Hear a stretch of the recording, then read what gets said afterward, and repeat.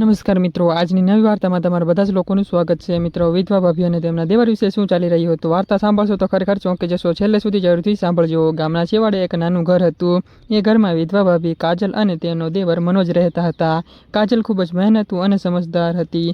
પતિના અવસાન પછી તેણે આખા ઘરની જવાબદારી પોતાના ખંભા ઉપર લીધી હતી અને મનોજ પણ ભાભીને પોતાની માતા જેટલું માન આપતો હતો। એક દિવસ કાજલે વિચાર્યું હતું કે ઘરમાં જૂના સ્ટોરરૂમની સફાઈ કરી દેવી જોઈએ, કારણ કે એટલા વર્ષોથી ત્યાં કોઈ ગયું ન હતું, એટલે ખૂબ જ ગંદો થઈ ગયો હતો। ઝાડા, ધૂળ અને જૂનો સામાન ભરેલો હતો, જે ગંદો થઈ ગયો હતો। કાજલે મનોજને બોલાવ્યો હતો। અરે મનોજ, આજે જરા સમય હોય તો સ્ટોરરૂમ સાફ કરી દઈએ।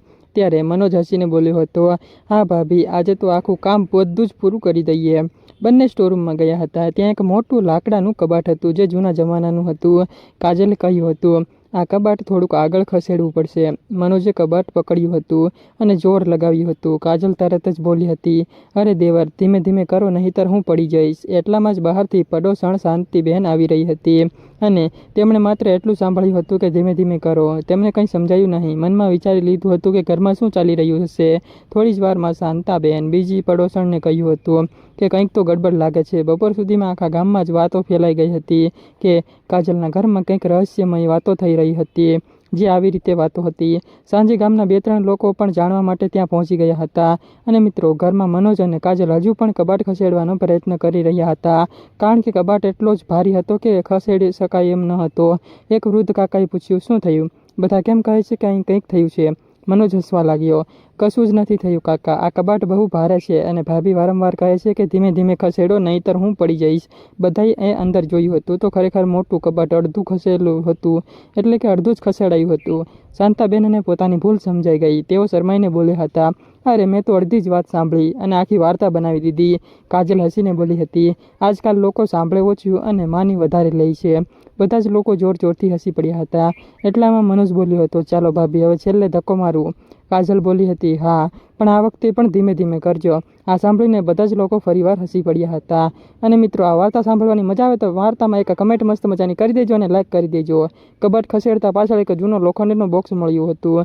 બોક્સમાં દાદાજીના જૂના ફોટા, થોડાક ચાંદીના સિક્કા અને પરિવારના મહત્વના દસ્તાવેજો હતા। કાજલની આંખોમાં ખુશીના આંસુ આવી ગયા હતા કે આજે સફાઈ ન કરી હોત તો આ બધી જૂની યાદો આપણને ક્યારેય મળી જ ન હોત। સારું થયું આપણે સફાઈ કરી। ત્યારે શાંતાબેન બોલ્યા હતા, આજે મને પણ એક મોટો એવો પાઠ મળ્યો। કોઈ પણ વાતની સાચી હકીકત જાણ્યા વગર અફવા ફેલાવી નહીં। પહેલાં વાતને પૂરી સાંભળવી અને સમજવી જરૂરી છે। ગામના સરપંચ પણ ત્યાં આવી ગયા હતા। તેમણે કહ્યું હતું, અફવા પણ આગ કરતાં વધારે ઝડપથી ફેલાય છે, પણ સત્ય હંમેશા સામે આવી જ જાય છે।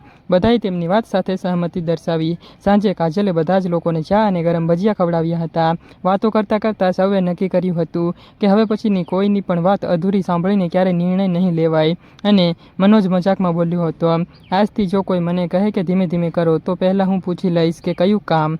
તમે પહેલાં કામ કયો। બધા જ ફરીવાર હસી પડ્યા હતા અને એ પણ ખડખડાટ હસી પડ્યા। તે દિવસ પછી ગામમાં જ્યારે પણ કોઈ ઉતાવળ કરતું હતું તો લોકો મજાકમાં કહેતા હતા, અરે ભાઈ, ધીમે ધીમે કરો, પણ હવે એ વાક્યનો અર્થ બધા જ લોકોને ખબર હતી કે ઉતાવળ ન કરો આવો અર્થ થતો હતો અને સંભાળીને કામ કરો। એ દિવસ પછી આખા ગામમાં એક વાત જાણીતી થઈ ગઈ હતી, કોઈ પણ વાત અધૂરી સાંભળીને નિર્ણય નહીં લેવાય અને કોઈ પણ માણસને ક્યારેય પણ એકલા નિર્ણય નહીં લેવાનો। કાજલ ભાભી અને મનોજ દેવરની સમજદારીના બધા જ વખાણ કરતા હતા। શાંતાબેન પણ હવે કોઈ વાત સાંભળે તો પહેલાં સાચી હકીકત જાણી લેતા હતા અને હવે અધૂરી વાત નહીં પણ પૂરી વાત સાંભળતા હતા। એક અઠવાડિયા પછી કાજલે વિચાર્યું હતું, હવે આંગણામાં પડેલું જૂનું લીમડાનું ઝાડ કાપીને તેની જગ્યાએ શાકભાજીનો બગીચો બનાવવો જોઈએ। એટલે ઝાડ સુકાઈ ગયેલું હતું એટલા માટે, અને પવન પણ આવે ત્યારે તેની ડાળીઓ પણ તૂટી પડતી હતી। સવારે કાજલે મનોજને કહ્યું હતું, આજે જરા સીડી અને કરવત લઈ આવો, આ ઝાડની સૂકી ડાળીઓ કાપવી છે। મનોજ બજારમાંથી નવી કરવત લઈને આવ્યો હતો અને બંને કામ શરૂ કરવા લાગ્યા હતા। કાજલ સીડી પકડીને ઊભી હતી અને મનોજ ઉપર ચડીને ડાળીઓ કાપતો હતો। મિત્રો, ત્યારે એ સમયે ભાભીએ ઉપર જોઈને કહ્યું હતું કે મનોજ, જરા સંભાળીને કામ કરજો, કારણ કે પગ લપસે નહીં, એવું ધ્યાન રાખજો। મનોજ હસીને બોલ્યો હતો, ચિંતા ના કરો ભાભી, બધું જ આરામથી થઈ જશે। એટલામાં શાંતાબેન ફરી ત્યાંથી પસાર થયા હતા। આ વખતે તેમણે આખું દ્રશ્ય જોયું અને હસીને બોલ્યા હતા, હવે હું અડધી વાત સાંભળીને ક્યારેય નહીં જાઉં, હું પૂરી વાત સાંભળીને જ જઈશ। ત્યારે બધા લોકો હસી પડ્યા હતા। થોડી વારમાં એક મોટી એવી ડાળી નીચે પડી હતી અને અવાજ સાંભળીને પડોશના બાળકો દોડી આવ્યા હતા, કાકા, અમે પણ મદદ કરીએ। મનોજ બોલ્યો હતો, હા, પણ બહુ જ દૂર ઊભા રહેજો, પહેલાં આ કામ પૂરું થવા દો. બાળકો શાંતિથી બેસીને જોવા લાગ્યા હતા. અને મિત્રો, આ ઝાડ કાપવાનું કામ પૂરું થયું ત્યારે આંગણું ઘણું જ ખુલ્લું લાગતું હતું. કાજલે કહ્યું હતું, હવે અહીં ટમેટા, મરચાં, રીંગણ અને કોથમીર વાવીશું, એટલે કે શાકભાજી. અને આ વાત સાંભળીને પડોશની રમીલાબેન પણ આવી ગયા હતા. જો તમને વાંધો ન હોય તો હું પણ થોડાક બીજ આપી દઉં, મારી પાસે પડ્યા છે. ત્યારે કાજલે ખુશ થઈને કહ્યું હતું, અરે આ તો બહુ જ સારું કહેવાય. બીજા દિવસે આખા જ બધા જ પડોશના લોકો મળીને બગીચો તૈયાર કરવા લાગ્યા હતા. અને કોઈ માટી લાવતું તો કોઈ ખાતર નાખતું હતું અને કોઈ પાણી આપતું હતું. બાળકો પણ નાના નાના પાવડા લઈને કામમાં જોડાઈ ગયા હતા. અને મિત્રો, લગભગ 1 મહિના પછી આખું જ આંગણું લીલુંછમ બની ગયું હતું. ટમેટા લાલ થઈ ગયા અને મરચાં લટકવા લાગ્યા હતા. અને કોથમીરની સુગંધ આખા ગામમાં ફેલાઈ ગઈ હતી. ગામના સરપંચ પણ બગીચો જોવા માટે આવ્યા હતા. તેમણે કહ્યું હતું, આ તો આખા ગામ માટે ઉદાહરણ છે. ખાલી પડેલી જગ્યાનો કેટલો સુંદર ઉપયોગ કર્યો હતો. ત્યારે શાંતાબેન બોલ્યા હતા, આ બધું મળીને કામ કરવાનું પરિણામ છે. એક દિવસ ગામની શાળાના શિક્ષક બાળકોને લઈને ત્યાં આવ્યા હતા. અને તેમણે બાળકોને કહ્યું હતું, જુઓ બાળકો, આ બગીચો જોઈને શીખો કે મહેનત અને ધીરજ અને એકતા હોય તો આ નાની એવી જગ્યા પણ સોનાથી ઓછી નથી. એટલે બધા જ લોકોને સાથે મળીને કામ કરવું જોઈએ. બાળકોએ દરેક છોડ વિશે પ્રશ્ન પૂછ્યા. કાજલે પ્રેમથી બધા જ લોકોને સમજાવ્યું હતું, કયો છોડ કેટલા દિવસમાં ઉગે છે અને તેને કેવી રીતે સંભાળ રાખવી. બાળકોને એટલી મજા આવી કે તેમણે શાળામાં પણ નાનો એવો બગીચો બનાવવાનો નિર્ણય કર્યો હતો. અને મિત્રો, થોડા જ દિવસો પછી ગામમાં સ્વચ્છ આંગણું હરિયાળું ગામ સ્પર્ધા યોજાઈ હતી. અને બધા જ લોકો ઘરમાંથી પોતાના આંગણા સજાવવા લાગ્યા હતા. જ્યારે પરિણામ જાહેર થયું હતું ત્યારે કાજલ અને મનોજના ઘરને પ્રથમ ઇનામ મળ્યું હતું. સરપંચે તેમને સન્માનપત્ર અને એક સુંદર ફળનું રોપું ભેટમાં આપ્યું હતું. અને મનોજ બોલ્યો હતો, આ ઇનામ માત્ર અમારું નથી, આ તો અમારા આખા પડોશનું છે.